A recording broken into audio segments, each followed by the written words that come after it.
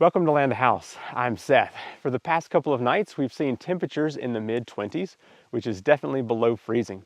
I want to do some winterizing here before I have pipes freeze. So there are a couple things I want to do. First of all, I want to winterize my micro hydro system. And then also I have a ram pump over here in the creek that needs to be drained of water. And then the ram pump has water lifted up to some tanks up here on the hill. I want to drain those. And then lastly, my tiny house over here has a 12-volt lithium iron phosphate battery, and you're not supposed to charge those if it is below freezing. So there are a few things we need to do here. Now the first one, I want to take care of the micro hydro. So you can see here, this is my permanent magnet alternator. So water comes down 1,100 feet of penstock, hits these nozzles and sends a jet of water to charge that up. So it's been off for about 2 weeks, and that is because it hasn't rained in about 2 weeks, and my creek is flowing somewhere around 6 or 7 gallons per minute, which is way down from the 30 that it normally runs. Now down here at the creek, normally I have about 60 gallons here, and I'm having a hard time even running the ram pump at 8 gallons a minute. So definitely some issues. But I was also noticing that I had this turned off, as you can see, and I thought, it would build pressure up, but it has not. So something up the line is preventing this from getting water. So I think, first of all, I should be able to turn this. Yeah, there's no pressure behind that. So there's no water in the system. So first thing we're going to do is take a ride up the hill and see what's happening up there. And looks like it's already winterized itself.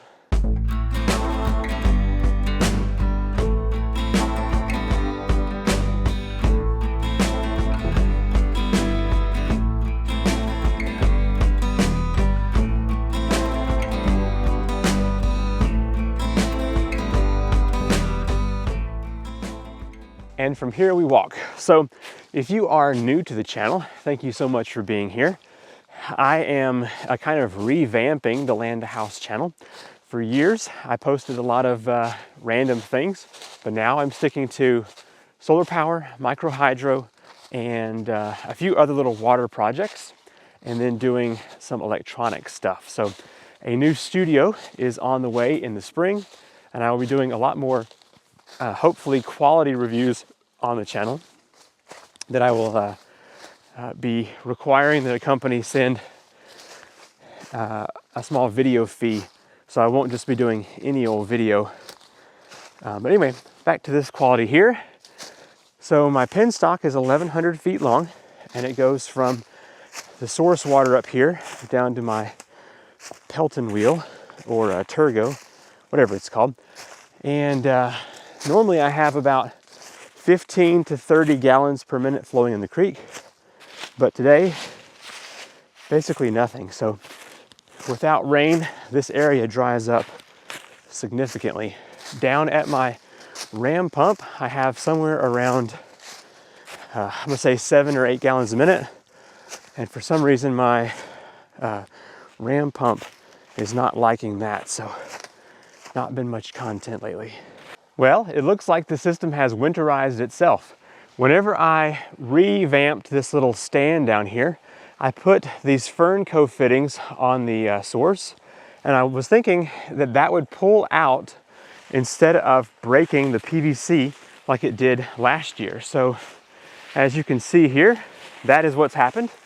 With the cold weather we've been having, below freezing, the fern co-fitting just popped off of there, and it shut down the pipe. So there's no freezing that's going to occur in that. So that's great. I mean, I could have been making a little bit more power the past couple of weeks, but to be honest, I'd rather this pop loose than have everything bust.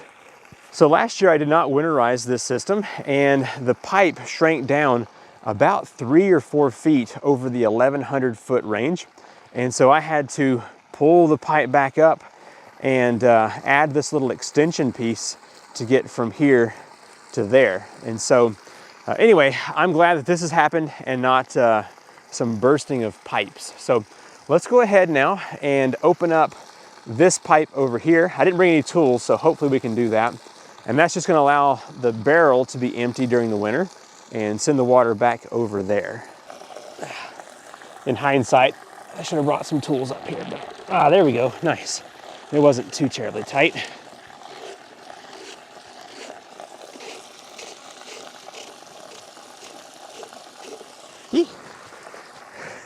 It is too cold up here for me to be getting wet, so let's see if I can.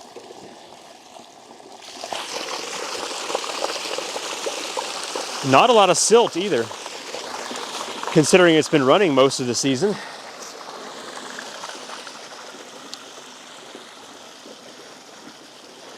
There we go. So this right here should winterize quite nicely. I'll just let this water fall into the top as it is, and that'll hit the rock and just go on into the creek. Just to show you the rest of the system, these 3-1/4 inch pipes have this little bridge that moves up over here and goes to my Kawanda intake box. Yeah, so you can see it's supposed to slough off the leaves, and it has captured some of them on there. But they are, you can see, building up pretty good down here. So it is doing what it's supposed to do. Those are just loosely hanging on. But anyway, you can see there is not a lot of water in the creek right now. Get that off of there. But so far, this little box that I put onto the rock has done remarkably well. It seems to be capturing, I would say, 99% of the water that falls down the creek. It goes into this little manifold, and that's where my water comes down here and goes to that barrel. So last winter, I tried to let the system run, and it just froze up and cracked a bunch of pipes, and it was a big mess. So that's why this year I am disconnecting the source up here, or I should say it's disconnected itself. And so hopefully, I may still grab a couple of fence posts and sink them in up here to hold this pipe in place so it won't pull down the hill whenever it gets really cold. Otherwise, I'll have to drag this back up again in the spring. But anyway, so the hydro, I guess we can consider that to be winterized now. Let's step down to the ram pump and get that winterized, which basically is the same deal, just removing the source and letting the water drain out of the pipes. All right, I'll see you back down the mountain. Back down here at the PMA. So I think all this, now that it has no water in it, actually, let's do this. There could still be some water stuck in here, even though there's an open nozzle.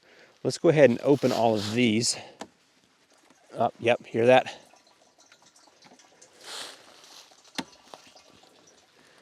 Okay, and one more over here.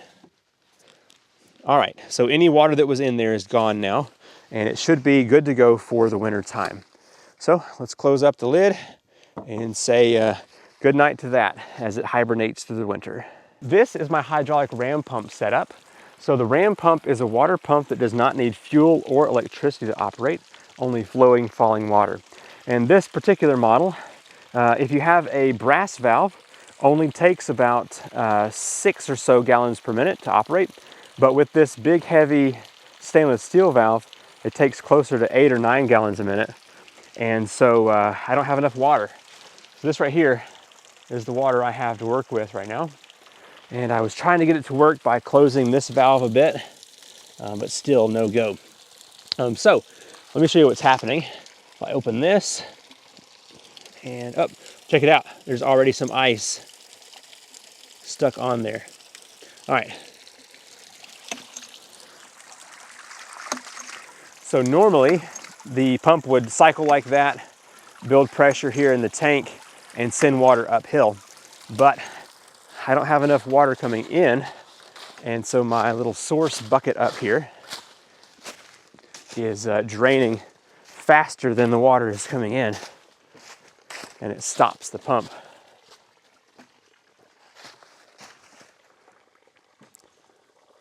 So this is the water coming in right now. And so it's just going to slowly pull the water down until air gets to the drive pipe, and it will stop the pump. So to winterize this, I'm going to just stick this over here and let that run down the flume. And Yeah, this is just going to drain down until it stops. I probably should gather that leaf before it goes in there. No, don't do it.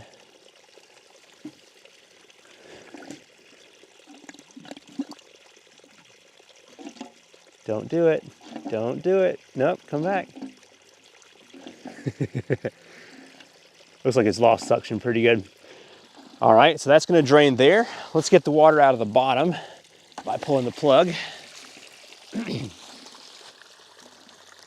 All right, I'm happy enough with that for now. Put that back in there so I can keep track of it. Cover that up to keep the leaves out. Yeah. All right, real quick, let me just show you where my source is. So you can see there's very little water in the creek right now. The source is right up under here. Now next year I intend on doing some more testing with sources, but it's just a 3-inch pipe with holes in it, and it brings water down this 1-inch pipe down to my bucket. So I don't really see any issue with having water flowing in the this poly pipe, because it's pretty good about not bursting.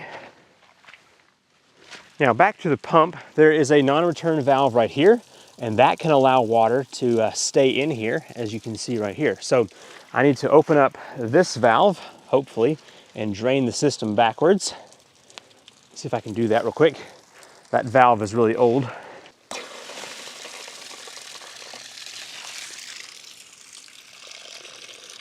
So water from the delivery pipe, which goes up to my storage tank, is also going to drain backwards. And it's about 35 feet up the hill at 300 feet distance. So it may take a moment for that to drain out. A lot of silt in that line. Probably should have done this at some point over the summer. And then lastly, I need to also get the water out of this little section right here. And so I should be able to open up this union. I may have to go grab a tool for that. All right, I managed to loosen that up a bit, so that'll just drain the water out of that first section there. Keep that from freezing. And the last water thing we need to do is go up the hill and drain any water that's in my storage tank. Ram pump is in the creek right over here.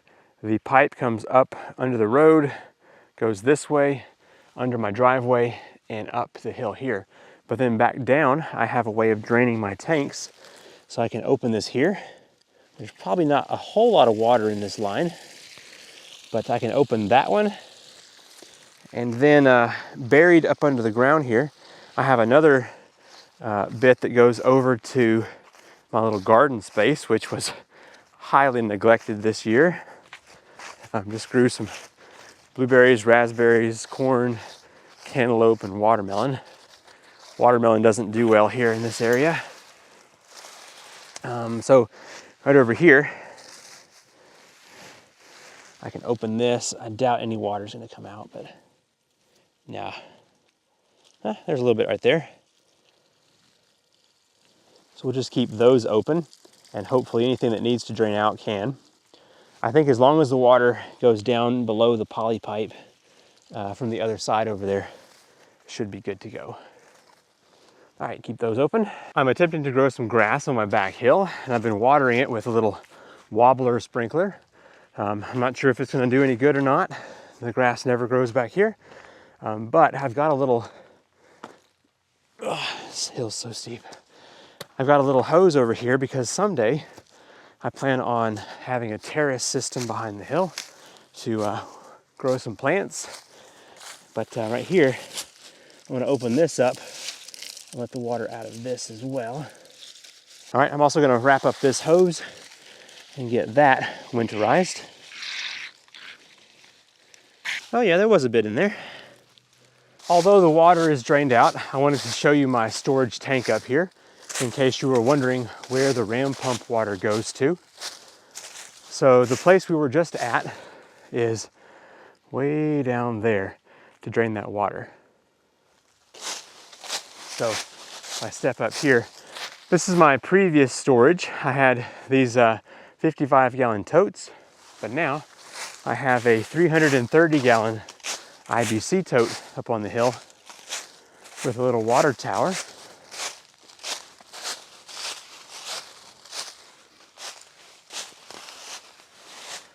So the water goes up to the top, and then the hose at the bottom is where the water comes out of course. Before we close this video out, I wanted to show you my electronics for the solar and micro hydro system that I have here. Now I am going to have to winterize this area soon too, because I am talking to a company that has a lithium iron phosphate battery. So with the AGM batteries, they can work in the cold pretty good, but the lithium will have to have a heated space, or at least a space above 32 degrees. And so my hopes are that this little space in here will stay pretty warm if I close off the cooling vents that I have for the summertime.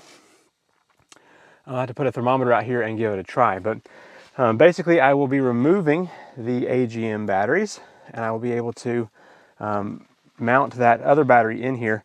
I'll probably put it right here in the middle. It's going to be a 5 kilowatt hour battery to put in here. So anyway, the hydro is just going to be resting now from here on out. And to be honest, I could even just shut that off. It won't do any good. And then down here is my solar, which you can see the panels up here on the hill. And the last thing to be winterized is my tiny house. So here is a 180 watt solar panel, and that brings power into the tiny house, which I don't use all that much. And to be honest, it's just kind of a storage unit right now. So let me go ahead and flip on this inverter, and then I can turn on my lights here. So you can see it's got lights right there working just fine. So you may be wondering, what is this tiny house?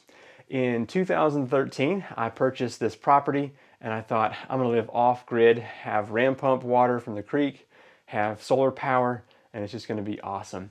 Well, then I got married, and I got the big house over here, as you can see right there. So long story short, this little tiny house has just kind of been put on the back burner. It's just a little a fun project I've been working on. So let me show you around. It's got a little ladder that'll take you up to the loft space. And then it's got a concrete block wall, because I had no idea what I was doing. And a little bathroom space over there. I would probably pull that out and put in a little composting toilet. It's gonna have a little sliding door. It's gonna have a little sink over here. But anyway, so back to the power. It's got a SunGold Power 3000 watt inverter. It's got a lithium iron phosphate battery. It's got a Bouge RV charge controller, and it's got a little breaker up here.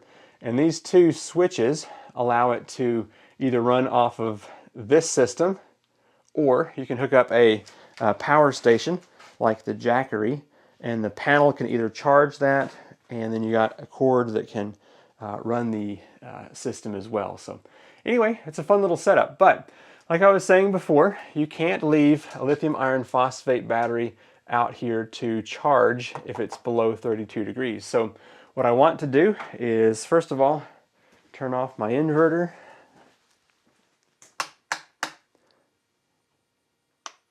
Okay, so that thing is now off. And now I can leave the solar connected if I wanted to, but what I'm gonna go ahead and do is go ahead and turn off the solar. So that's gonna shut down any charging that would go there. And this right here, I think, would stay on and use power from the battery. So I forget how much wattage this thing uses just to be plugged up. It may be worth disconnecting here just to make sure it doesn't use any power over the winter time. So let's do that real quick.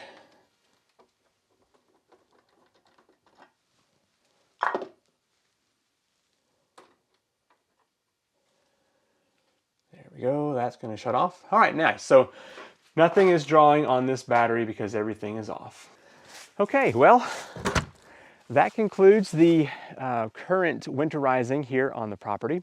I am going to be adding that lithium iron phosphate battery to my power system up here. And so I'll have to add insulation to cover up my air vents, and also put some foam board up underneath to prevent the draft from that as well. But as far as my water stuff goes, this should complete the winterization. Thank you so much for watching. If you have some questions, comments, concerns, leave those down below. I'm Seth with Land to House, and I will see you in the next video. Bye.